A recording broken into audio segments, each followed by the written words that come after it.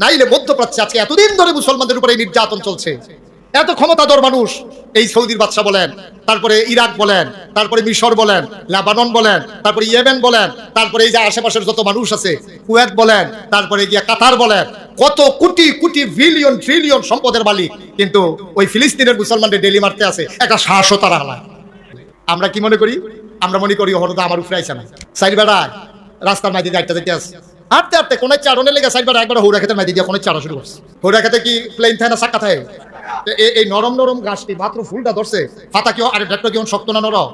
আচ্ছা যদি মানুষে ভাড়া দেয় আর এই ভাড়াটার লোক যদি চাক্কাটার মিলতে ঢুকাটা পড়ে আর একটা ঘষা খায়, এটা কি থাকবো না, ভেঙে দেবো? এবার আর বউ আছে আবার চেয়ারম্যানের জি, এবার আর এই চেয়ারম্যানের জিয়ে তো সারা জীবন দেখছে আপনার মেল দরবার করে কেমনে। এখন মাইয়া বেডিটা যখন দেখছে যে জামাইয়া সাইড জনের লাঠিটা দৌড়ান দিছে, তো বেরিয়ে বুঝছে আরে খাইয়াইব, কারণ একজনের যত শক্তি হোক 60 জনের লোক মারবো, তো খাইয়া নাইব। তো বেডি ডাক দিছে এগুলো দৌড় থামাইয়া কাছে হুনা যান আইসা পরে কানে কানে কিতা জানি কইয়া দিছে, ওখানে দৌড় দিয়া না আস্তে আস্তে গেছে খেতের কান্দাত গিয়া সেটা ডাক দিছে, ভাই সাইড আসে, সাইড তো বসে। হেতারা তো মনে করছে খুশি হইয়া ডাকতে আছে, তো ডাক দিছে পরে কই কি কয় যেই খেতটা দিয়ে আটতে আছে এটা আমার।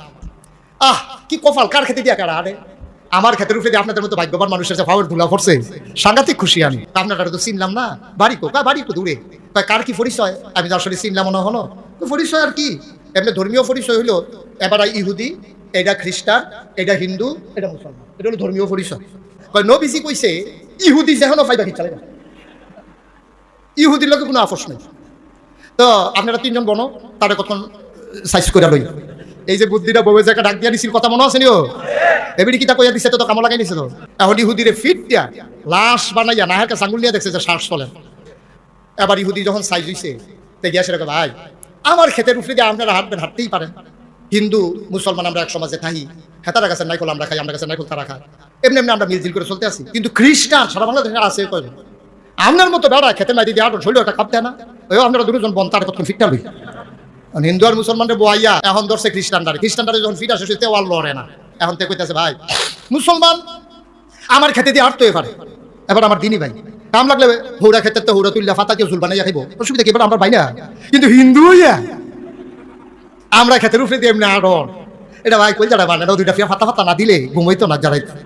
মুসলমানদের কাছে আমরা বন তারে কটা কিচ্ছা লই।